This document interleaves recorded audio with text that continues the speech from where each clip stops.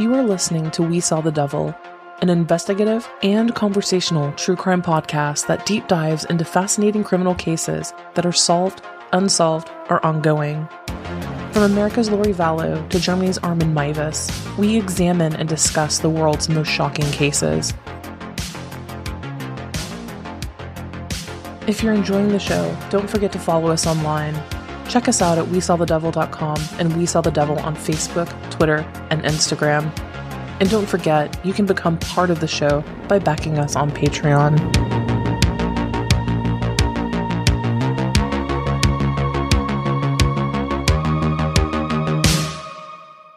Hello everyone, you are listening to We Saw the Devil. This is Robin, and today's episode is the result of a little switcheroo. As stated at the beginning of last week, I even put a clue up as far as what the next episode would be, but then I got really sick. You may be able to still hear a little bit of the congestion, which is also kind of affecting my ability to enunciate words, so I sound a little off at times. But yeah, I apologize for the delay. Super sick. I actually finally ended up getting my very first COVID test, which was negative, but they really do scrub your brains, don't they? That was painful. And likewise, I hope all of you are staying safe, and it seems like things are getting crazy out there once again, huh? That being said, let's just get our quick housekeeping out of the way for the day. So, as always, you can find us at WeSawTheDevil.com, We Saw the Devil across social media, and if you're interested in backing the show, getting some goodies, postcards, things like that, merch, you can do that at our Patreon by backing us for as little as $3 a month. That's patreon.com/We Saw the Devil. And as always, please, if you love a podcast, again, not just mine, but if you love a podcast, the best and most important thing that you guys can do for us is to leave a 5-star review. It means the world, not only to our egos, guys, those aside, it has to do with marketing, metrics, things like that, because, you know, the content and whatnot that we put out is largely free, other than, you know, little ways that we can monetize. So it is really important to show your support in that way. Alrighty, so let's talk about the Suzanne Morphew case. I have been following this case closely since it came into national media, and more or less, just a quick recap, is that Suzanne Morphew was a mom, 2 daughters, led what appeared to be a wonderful, privileged life with her husband, Barry. They lived in Colorado in a multi-million-dollar home. They had another home in Indiana that they left to pursue their dream in Colorado. To the outside world, everything looked perfect. Suzanne apparently set out for a bike ride on Mother's Day morning, and has never been seen or heard from again. Her husband, Barry, obviously the husband is always the first suspect, right? Because 9 times out of 10, it's, you know, the husband or boyfriend. Sad but true. Her husband, Barry, just rubbed everyone the wrong way. People could see that he was a narcissist, that his mannerisms weren't normal. Behavioral analysts have even broken it down. You can watch many of those videos on YouTube, and they're like, yeah, this guy is not telling the truth. He made this really uncomfortable, impassioned plea for her return, and it just felt so off. Like, my Suzanne, I miss you. Please come home. If someone has her, please bring her back. I mean, that's exactly what he sounded like. So it was no surprise then that Barry was arrested for her murder. But what's so interesting about it, at least to me, is that there is almost zero evidence. There is zero evidence as far as forensic evidence. There's no blood. There's no body. There are no remains. To everyone's knowledge, there's not even a murder weapon. She just disappeared. So Barry Morphew's preliminary hearing started yesterday, Monday the 9th. And this hearing will be taking place yesterday, so Monday the 9th, today the 10th, the 23rd, and then the 24th. So there is a break in between.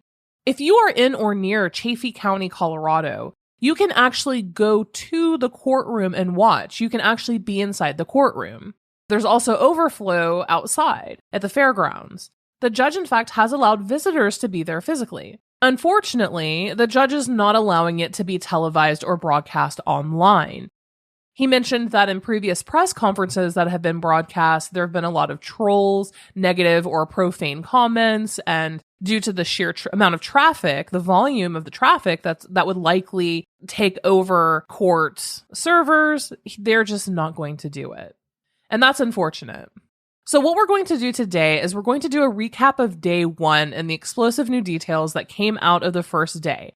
So to recap, again, Suzanne Morphew went missing on Mother's Day, May 10th of last year, and she's never been found.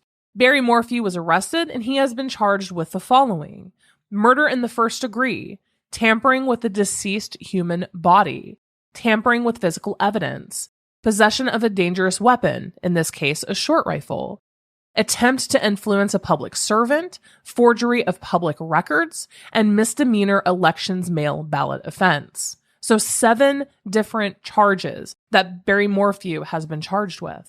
And he's suspected of murdering Suzanne, but we've had absolutely no glimpse at any sort of evidence supporting law enforcement's theory and accusations. And that's what this preliminary hearing is for. The judge will be hearing evidence against Barry Morphew in order to determine whether he will stand trial for Suzanne's murder.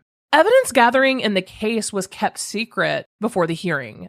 The Lori Vallow case, there have been a lot of leaks. A lot of information has spilled out and come out. Not so with the Suzanne Morphew case. There's a 130-page court document outlining the reasons for Barry's arrest. Now, that was sealed despite opposition. Pretty much like every single major news network and organization known to man gave. Everyone was fighting it. But the original document outlining all of the reasons of why they arrested him was 130 pages. And this preliminary hearing is actually going through and using this affidavit as a guide. So that's actually what's really interesting about all of this, is we're finally learning the evidence and what exactly brought us to this point. So let's talk about day 1 of this preliminary hearing. The first witness to take the stand was Commander Alex Walker with the Chaffee County Sheriff's Office. And he told the court that Mallory Morphew, one of Barry and Suzanne's daughters, reached out to a neighbor when her mom didn't respond to her Happy Mother's Day text on Mother's Day.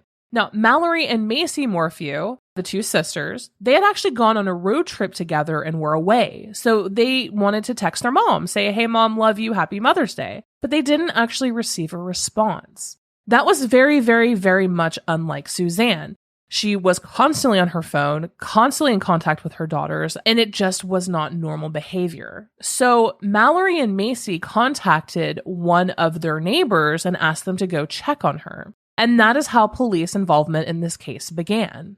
Reportedly, Suzanne left her home over the weekend on Mother's Day in the morning for a bike ride. She had recently gotten into mountain biking, and where their home is located is prime real estate and some of the best in the country for mountain biking. So on May 10th, Chaffee County Deputy Brown responded to the Morphew home and found her bicycle shortly after getting dispatched. Now, he immediately turned on his body camera when he got to Highway 50 and County Road 225. That's where the bike was found. And in this preliminary hearing, the video was actually shown to the courtroom of this body cam footage and him talking and finding the bicycle. He audibly notes in this video that there was no blood, no skid marks, no brake marks, no struggle, and no damage to the bicycle at all. As this video was being played, Mallory and Macy Morphew were holding hands and sobbing, and they were seated behind their father, Barry. The bike itself, now the bike was laying sideways on a very steep hill when they found it.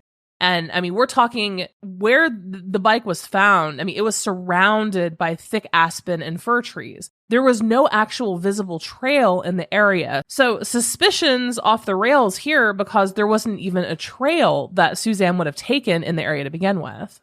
But on the body cam footage, the deputies who showed up talk about different scenarios as far as what could have happened. One of them begins to contact local hospitals, and another starts screaming and yelling for Suzanne, calling her name. When the deputies initially arrived at the Morphew home later that day, Miles Harvey, Macy Morphew's boyfriend, was walking out of the Morphew's garage. And he told detectives that the Morphew daughters were not at home and that Macy had called him to go by the house to check for their mom, to look for their mom. She was getting worried. So he and his father did. And Miles said that Suzanne would never have gone up the trail where her bike was found because it was a crazy climb and too steep for, a middle-aged woman on a mountain bike who was new to mountain biking to go up by herself. Suzanne was very, very strong and also an avid biker, but she also was undergoing cancer treatments, which we'll discuss that more later. Miles and his father then told the deputies where Suzanne typically went biking, is that's typically where she went. So not only that, but Miles said that Suzanne typically loaded her bike into her car before driving to a trailhead to go biking. She very, very, very rarely just said, hey, I'm just going to go for a little bike ride and I'll be back. She almost always loaded her bicycle into the car and then took it somewhere. So separate locations. The deputy then asked Miles what Barry and Suzanne's relationship was like, and Miles explained that they've had some problems in the past, and they've even talked about separating. I've known this through Macy. So red flag number 1. Also reiterated was Suzanne's cell phone's last ping was at 4:23 a.m. on the morning of the 10th, Mother's Day. It pinged from a cell tower about 10 miles east of Maysville. Her phone was not at home at 4:23 a.m. the day that she went missing. And then the court also played the body cam footage of Barry Morphew arriving to the scene at about 8:46. This was also played. He got out of his truck and asked where was the bike, and then asked deputies if there had been some kind of crash. Now, when Commander Walker talked with Barry the following day on May 11th, Barry said that he and Suzanne had had a great day. He's called Suzanne his angel since he was 17 years old, and they love each other to death. And he told investigators that their relationship was very good and that they had been together for 32 years. Now, when Commander Walker was asking him, what do you think happened? Apparently, Barry Morphew told him that there was a local RV park that was sketchy and that he should check that out. And then was like, or maybe she was attacked by a mountain lion. And then he stated that his, quote, his worst scare was someone picking her up. But Suzanne knew what she was doing, and she didn't ever leave the house without her Camelback, her water pack, or her sunglasses. Both her Camelback and her sunglasses were found in her car, in her Range Rover. And then Commander Walker discussed just the sheer size of the search for Suzanne. Aircrafts, drones, grid searches, canines, mine checks, ground-penetrating radar, water teams. And at this point, within 2 days of Suzanne's disappearance, there were more than 10 agencies involved in her search. And those searches are actually still going on today. They actually just recently investigated and cleared a mine in case she either fell down or was thrown into it. So Commander Walker talked for quite a bit and walked through the investigation in the early stages. And then Drew Nielsen, Barry's defense attorney, cross-examined Commander Walker. She asked if he authorized that 130-page arrest affidavit, how long it took him to write, when he started writing it. And what's interesting is that Commander Walker actually began writing this document on May 11th, literally the day after Suzanne disappeared. Barry was that immediate suspect in law enforcement's mind. And then Nielsen had Commander Walker confirm a variety of facts. That Suzanne's blood had not been found in the Morphew home. Not only was her blood not in the home, but there has been zero blood evidence found in this case whatsoever. He also confirmed that the scene where Suzanne's bike had been found was never cordoned off. It wasn't protected from outside influence, traffic. So therefore, there was heavy foot traffic from investigators, search teams, family, and friends. It's also important to note that Barry Morphew never contacted the police regarding Suzanne's disappearance. 8 whole hours passed from the time that Barry Morphew texted Suzanne that morning to wish her a happy Mother's Day to the time that neighbors reached out to him when Macy and Mallory contacted them looking for their mother. And Commander Walker also noted and made sure to enforce the fact that Barry never once called the police. Also in this case, there were more than 110 search warrants issued. The first search warrant was on May 11th of 2020, just 1 day after Suzanne went missing. And that one also included the vehicles. All of the family members were removed from the home, and then it was given back to them on May 20th. So none of them actually had the ability to gather belongings, clothing, or personal effects. The second search of the home happened on July 9th and included 14 FBI officers, 7 CBI agents, and 6 Chaffee County deputies. But let's get into the details that I find so interesting. Guys, never in a million years did I think that this would have been introduced to a case because it's the first time I've ever seen it. But we have a spy pen. A spy pen is involved. Apparently, Suzanne Morphew and her friend Sheila Oliver exchanged many text messages. I mean, of course they did. They were best friends. They were college roommates. They've known each other for over 30 years. At this point in the preliminary hearing, this is when we start getting into Suzanne's personal life, how she was interacting with friends. This is an inside view to Suzanne's world. And some of the most important text messages between the two of them happened between September of 2019 and March of 2020. And in court, they just started projecting these text messages up onto the screen.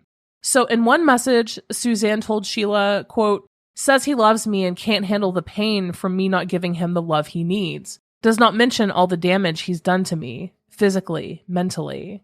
In another text, she wrote, quote, "Told him I'm done, that I need peace, not sure what's next," end quote. And he tries to use money as a tool and the girls. I didn't take the bait. And earlier I mentioned that she was battling cancer. Well, she was getting cancer treatments. She was still undergoing these treatments after fighting off Hodgkin's lymphoma not only once, but twice. And apparently, Barry would hang money over her head and ask her how she expected to pay for her cancer treatments if they ended up getting divorced.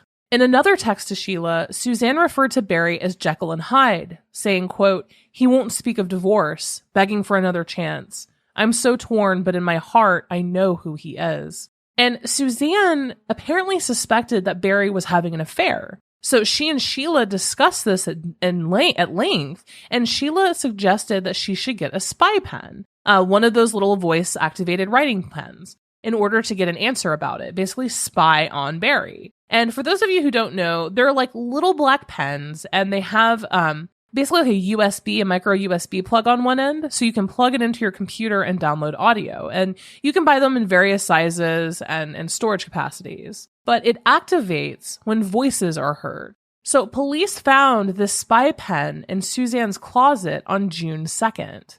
There were 11 deleted files and 11 saved files. Suzanne did in fact buy this pen, and she actually put it in Barry Morphew's truck. Here's the kicker, though. It didn't actually pick up any evidence from Barry Morphew. Apparently, Barry was never found to have been having an affair. Investigators still do not believe that he was actively having an affair and couldn't actually see any time that he has had an affair. And that's despite the fact that a woman by the name of Annie Velasquez came forward shortly after this case went public. She actually had proof that she had connected with Barry Morphew on a dating app. On this app, he was apparently going by the name Jim, and they connected in February of 2020. That's 3 months before Suzanne's disappearance. Now, this pen did, however, pick up such evidence from Suzanne. Suzanne had been having an affair with a man named Jeff Libler. Now, she and Jeff had gone to high school together in Alexandria, Indiana, and law enforcement found out about the affair in November of 2020. Suzanne and Jeff met up 6 times, including twice in Indiana, and apparently they were also planning potentially to meet in New Orleans. Suzanne would meet with him when she would go on trips, business trips sometimes, and talk to him when she would go visit her father. What's so interesting is that Suzanne didn't tell anyone about this affair. Her family, her friends, not even her bestie Sheila. She told no one about this affair. And Jeff himself didn't even come forward to law enforcement, even after Suzanne stopped responding, and then the case made international news. Investigators had to discover this on their own based on LinkedIn messages and also the spy pen. Jeff claimed that he didn't come forward because, well, he himself, he's a married man, supposedly happily married man and father of 6 children, but also because he didn't want Suzanne's legacy to be one of cheating and salacious affairs. And that is shocking to a lot of people. And then Drew Nielsen, again, Barry's defense attorney, she continued through the rest of the affidavit. She had actually given both the state and the judge a packet of the exhibits that they plan to show. This includes security camera footage and a very long log of Barry's work truck, like when the doors opened and closed. On May 10th, from 2:47 a.m. to 5:30 a.m., again, that's very, very, very early morning on Mother's Day, Barry Morphew took steps in disposing of evidence according to activity on cell phones and in his truck, the truck data. On page 2 of the arrest affidavit, basically law enforcement says that they have enough as evidence, beyond basically more or less a doubt, reason of suspicion, that Barry was up between 2 and 5 a.m. Barry had a very specific work truck, and the internal data actually showed when the doors opened and closed. So all of this data actually shows him lying and being up and awake and going places from, roughly 3 to 5:30. Then Nielsen discussed the security surveillance system installed on the Morphew residence. Apparently, it had not been operational for a couple years. There were missing cables. Barry said that he had never touched it and told investigators that he, quote, would bet $100,000 that she was the one who unplugged it. She, obvious reference to Suzanne. So the defense team is showing that it was likely Suzanne who disabled their security system. There was a blue cable that was missing. Law enforcement found it. They ran this cable. They searched it for DNA. They obtained it and they sent it to a lab. Now, this power cable did come back a DNA mixture with 2 people, Suzanne, and then also an unknown male individual. Nielsen then brought up Suzanne's Range Rover. Barry actually sold that in Indiana 2 months after she went missing, because that's normal, right? Police obviously impounded and searched that Range Rover, and DNA was found on the glove box and sent for testing. Barry Morphew's DNA was not on that glove box. There was a hit, though, made on DNA from, again, an unknown male, with 3 sexual assaults on his record. And then that's as far as Drew Nielsen went with it. She gave no additional rhyme, reason, logic as far as why she brought that up in court, other than maybe to sow doubt. But I want to know, what happened with this random man whose DNA was found on her glove box who was convicted of 3 rapes? Can we talk maybe more about that and why his DNA was in Suzanne Morphew's car? But unfortunately, we don't have the answer to that yet. And after making that statement, that's basically when the defense ended and concluded their line of questioning. So then Commander Walker was cross-examined by District Attorney Linda Stanley. And then Commander Walker was like, see, Barry Morphew told us and claimed to have left his home at 5 a.m. to go to Broomfield. However, that data from the truck, the one that shows door activities, shows that at 3:26 it opened, and then again at 8:10 a.m. Barry initially told the investigators that he left that house around 5 a.m. And that is a lie, because his cell phone activity began to ping at 2:47 a.m. and then he had car activity at 3:26 a.m. and then again at 8:10.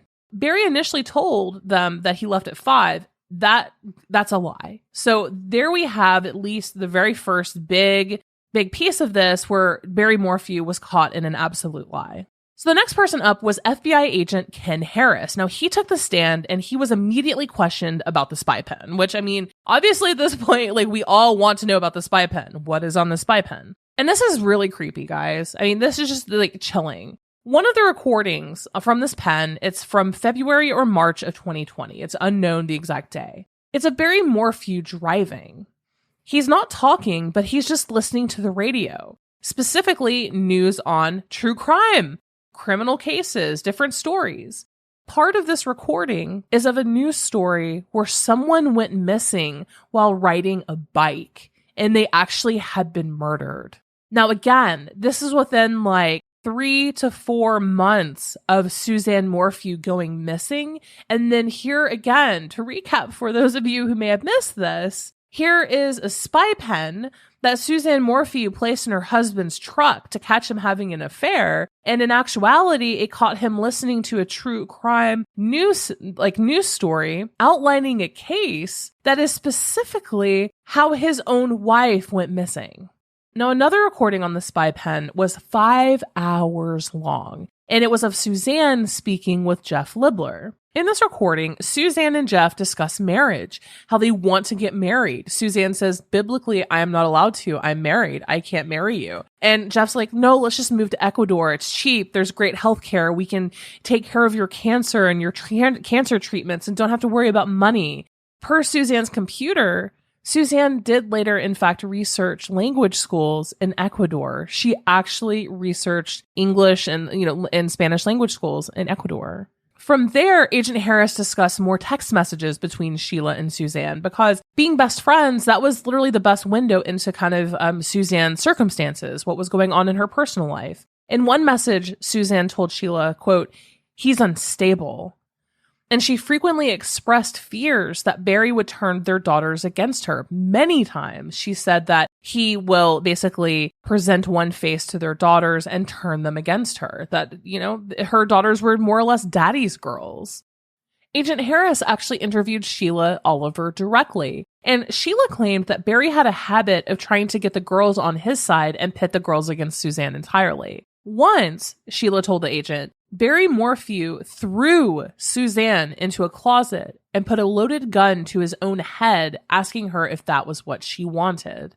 Another message Suzanne sent Sheila said, quote, "I would live in a shack right now. I'm sure he won't make it easy. He has always wanted control." She also told Sheila that Barry Morphew controlled what she wore, that sometimes she wasn't even allowed to wear certain clothing.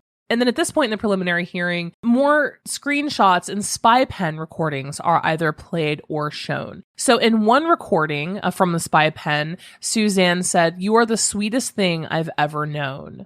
Cannot live my life without you in it." And then Jeff Libler left a message to Suzanne that says, "Baby, you are a sweetheart. This boy craves you. Everything about you." In February, Suzanne said to Jeff, that was picked up on the spy pen, "Maybe we are in the clear for Valentine's Day. Barry won't be around then." Now, Jeff did mention that Suzanne had told him that Barry had seen some of the messages and that they needed to switch out which chat apps they used for communicating. But there's no evidence that Barry knew about it. So Sheila and other people close to the case don't believe that Barry actually knew. From what has been said so far, they primarily actually used LinkedIn to communicate. Suzanne actually reactivated her LinkedIn profile, and that is how she and Jeff primarily communicated. They even sent nudes to one another, love messages. They talked all the time.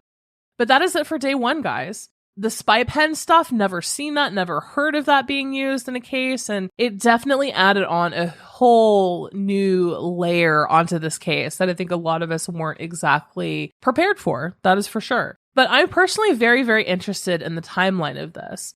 On May 9th, 2:47 is the start time of this affidavit against Barry Morphew. What happened at 2:47 p.m. the day before Mother's Day? We do know, based on this preliminary hearing, that Suzanne was messaging with Jeff Libler at 2:11 p.m., just 30 minutes before. Did Barry Morphew discover the affair? Did Barry Morphew discover the affair, and that's what led to this chain of events? It is now 12:45 on Tuesday, and I am actually recording this as day 2 is going, as it is actively happening in court. So after today, there will be a couple week break, like a week and a half break. And then on the, I believe I said 23rd and 24th, this preliminary hearing will kick back up and we'll have a couple more days. Yeah, it is crazy. For some reason, I'm much more invested in Suzanne Morphew. I'm going to be completely honest, guys. I'm far more invested in Suzanne Morphew's case than Lori Vallow's case. I will say it. I don't know why. You know, Barry Morphew has I believe he was a construction contractor, but he has a Bobcat and he has all of this equipment.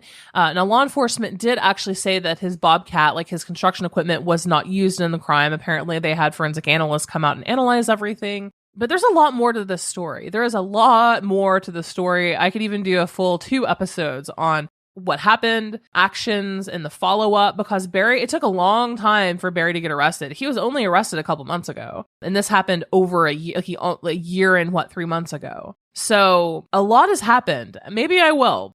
It's a really interesting case because not only do we have virtually no evidence whatsoever as far as forensics, that we're aware of at least, but we also now have introduction of a spy pen and then also an affair. So, which in my opinion, what little it matters is if you've seen true crime cases like this before, the most dangerous time in a romantic relationship is when you bring up divorce or the discovery of an affair. So, you know, I think that maybe we're starting to see some development of potential motives here. But that is it for today, guys. I'm actually going to be bringing you 2 more episodes this week. I'm going to be doing day 2 of this preliminary hearing for the Suzanne Morphew case. I need to catch up on news from that. Multiple people actually messaged me asking where they can watch it. You can't. I'm actually getting this and compiling things from about 5 different sources of people who were in the courtroom. So I'm basically taking all of these firsthand accounts from journalists and bringing them all together, trying to give the biggest fleshed out view that I possibly can. So the next episode is going to be part 2 of that for this preliminary hearing. And then also the episode related to the clue that I put out on our Facebook and Instagram. There has been some minor Lori Vallow news, guys, but not enough to do an episode on. And I'm actually going to kind of, just being honest here, downgrade our coverage of the Lori Vallow case until probably trial or something else just absolutely crazy happens. There's no use doing a full episode on something with such little information. And there are a lot more cases that I would like to cover. But that is it for today. Thank you for listening. Don't forget, you can follow us at We Saw the Devil basically across all social media channels. Our Patreon is patreon.com/We Saw the Devil. And please, if you are enjoying our show, coverage, anything like that, please leave a 5-star review. You can do that on Apple, iTunes, or even from your computer. Until next crime.